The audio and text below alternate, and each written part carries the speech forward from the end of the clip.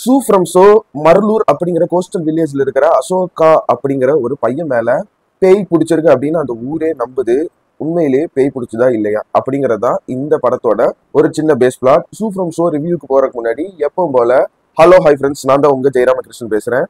குட்டி மெசேஜ் குட்டி மெசேஜ்னு சொல்றதை விட இது என்னோட ஒரு முக்கியமான டியூட்டின்னு நினைக்கிறேன் எல்லாத்துக்கும் சொல்றது. நம்ம சேனல் இந்த வீடியோ பார்த்துட்டு இருக்க எல்லாருமே வந்து டூ வீலர் ஓட்டுறவங்களா இருந்தா இல்ல டூ வீலர் சொல்லி கொடுக்குறவங்களா இருந்தா ஃபர்ஸ்ட் வண்டியை ஸ்டார்ட் பண்றதுக்கு முன்னாடி தலைக்கு ஹெல்மெட் போடுங்க அப்படிங்கிற ஒரு விஷயத்த சொல்லி கொடுங்க. Helmet is mandatory and must அப்படின்னு நான் சொல்லுவேன். ஏன்னா வந்து இப்ப இருக்கிற ஜென்ரேஷன், இப்ப இருக்கிற ஒரு ஹரிபரியில எவ்வளவு வேகமா போறீங்க அப்படிங்கிறத ரோட்ல போகும்போது பாக்குறேன். ஸ்பாட் அவுட் ஆக்சிடென்ட்ஸ் எல்லாம் நிறைய பாக்குறேன். பர்சனலா அதுல எக்ஸ்பீரியன்ஸ் ஆகி நான் வந்து அந்த விஷயத்துல டிராமடைஸும் ஆகியிருக்கேன். ஒருத்தர் இருக்கும்போது அவரோட வேல்யூ தெரியாது. இப்படி ஆக்சிடென்ட் மூலியமா வந்து அது வேகமா ஹெல்மெட் இல்லாம நம்மளை விட்டு போகும்போது அவங்களோட வேல்யூ அண்ட் அது கொடுக்குற தாக்கங்கிறது சொல்லவே முடியாது. உங்க உயிர் உங்க கையில. ஹெல்மெட் போட்டு உங்க friend, general neutral, age neutral, உங்க அப்பா அம்மா தங்கச்சி ஃப்ரெண்டு, ஆண் பெண் அப்படின்னு வேறுபாடு இல்லாம வந்து யார் டூ வீலர்ல வண்டி ஓட்டினாலும் ஹெல்மெட் போட்டு போக சொல்லுங்க. முடிஞ்ச அளவுக்கு ஸ்பீடா ஓட்டுறதை அவாய்ட் பண்ணுங்க. ரேஷ் டிரைவிங் பண்ணாதீங்க. ஸ்லோவா போங்க. நீங்க வேலைக்கு போறவங்களா இருக்கலாம், எதுக்கு வேணா வெளியே போறவங்களா இருக்கலாம். எதுக்கு ஸ்பீடு இவ்வளோ? லேட்டா போனா என்ன ஆயிர போகுது? லாஸ் ஆஃப் சம்பளத்துல பிடிக்கிறானா இல்ல லேட்டா வந்ததுக்காக வந்து திட்டுறாங்களா? ஜஸ்ட் பேச்சு தானே. பேச்சை வாங்கிட்டு அழ முடிஞ்சா கூட உங்களுக்கு தெரிஞ்சவங்களோட இல்ல உங்களோடய வந்து பேசி அழுதுருங்க. உயிர் போனா திரும்பி கண்டிப்பா வராது. அந்த வலி கடைசி வரைக்குமே வந்து உங்களை விட உங்களை சுத்தி இருக்கிறவங்களுக்கு தான் வந்து பயங்கரமா டிராமடைஸ் பண்ணும். தயவு செஞ்சு ஒரு ரெக்வஸ்டா என்னோட கடமையா கேட்டுக்கிறேன். ஹெல்மெட் போடாம நீங்க வண்டி ஓட்டிட்டு இருந்தீங்கன்னா இந்த வீடியோ மூலியமா இது உங்க காலுன்னு நினைச்சு தொட்டு கும்பிட்டு கேட்டுக்கிறேன். ஹெல்மெட் போட்டு ஸ்லோவா வண்டி ஓட்டுங்க தயவு செஞ்சு, ப்ளீஸ்.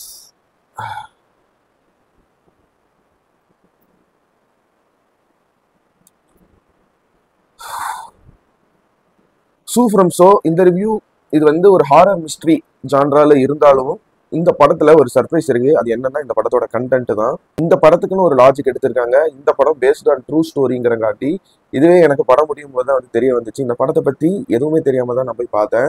ட்ரெய்லர், இந்த படத்துல யார் நடிச்சிருக்காங்க, இதெல்லாம் எதுவுமே பார்க்காம ஃப்ரெஷ்ஷா போய் பார்க்கும்போது இந்த படத்துல ஒரு லாஜிக் பிடிச்சிருக்காங்க. அந்த லாஜிக்கை பிடிச்சி கண்டினியூ பண்ணங்காட்டி இந்த படம் மோர் தென் ஒரு ஹாரர் மூவிங்கிற தாண்டி அந்த ஹாரர்ல இருக்கிற ஒரு ரியலிஸ்டிக்கான காமெடி வந்து அந்த காமெடி இது வரைக்கும் நான் பார்த்த படங்கள்ல எங்கேயுமே வந்து பெருசா எக்ஸ்ப்ளோர் பண்ணல.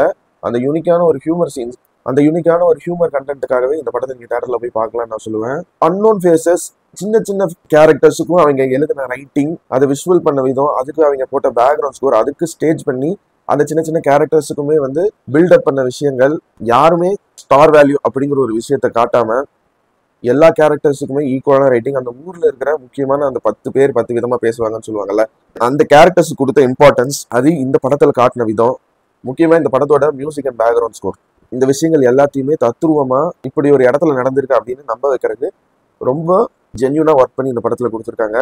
இந்த படம் நான் ப்ரூக் ஃபீல்ட்ஸ் கோயம்புத்தூர்ல தான் பார்த்தேன். ஒரு ஷோ தான் 7 மணிக்கு நைட் ஓடுறாங்க. நான் பார்த்த ஷோ தான் நான் புக் பண்ணும்போது கடைசி ஷோ இந்த படம் கோயம்புத்தூர்ல ஓடுறதுல. அதுக்கப்புறம் புக் மை ஷோல செக் பண்ணி பார்த்தேன். இன்னைக்கு வெனஸ்டே அண்ட் நாளைக்கு தேர்ஸ்டே 2 நாள் எக்ஸ்ட்ரா எக்ஸ்டெண்ட் பண்ணிட்டாங்க. அதே 7 மணி ஷோ மிஸ் பண்ணாம பாத்துருங்க. சப்டைட்டில்ஸோட தான் போடுறாங்க.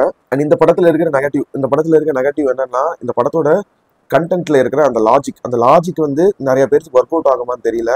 இதெல்லாம் நம்புற மாதிரியா இருக்கு அப்படிங்கிற மாதிரி ஒரு மெலோட்ராமிக் லாஜிக் தான்.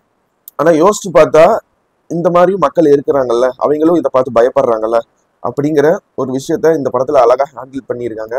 ஸோ அதனால அந்த லாஜிக் பெருசா என்ன உறுத்தல. இந்த படம் பார்க்கும்போது படத்துல 3 ஜம்ப்ஸ்கேர் சீன்ஸ் இருக்கு. அந்த 3 ஜம்ப்ஸ்கேர் சீன்ஸுமே ரொம்ப பயமா இருக்கு அப்படின்னு சொல்றத விட ஹானஸ்டா எடுத்து கொடுத்துருக்காங்க. அண்ட் கொஞ்சம் ஓவரா தான் போறோமோ அப்படிங்கிற மாதிரி சினிமேட்டிக் லிபர்ட்டி எடுத்து ஒரு சில சீன்ஸை ஹேண்டில் பண்ணியிருக்காங்க. ஒரு சில சீன்ஸ் இல்லை, ஃபுல் படமே சினிமேட்டிக் லிபர்ட்டி எடுத்து ஹேண்டில் பண்ணியிருக்காங்க. அதையுமே இன்னும் கொஞ்சம் ரியலிஸ்டிக்கா வந்து சொல்ல ட்ரை பண்ணியிருந்தாங்கன்னா கொஞ்சம் இன்னும் நிறைய பேருக்கு பெட்டரா ஒர்க் ஆயிருக்குமோ அப்படிங்கிற ஒரு சின்ன ஃபீல் இருக்கு.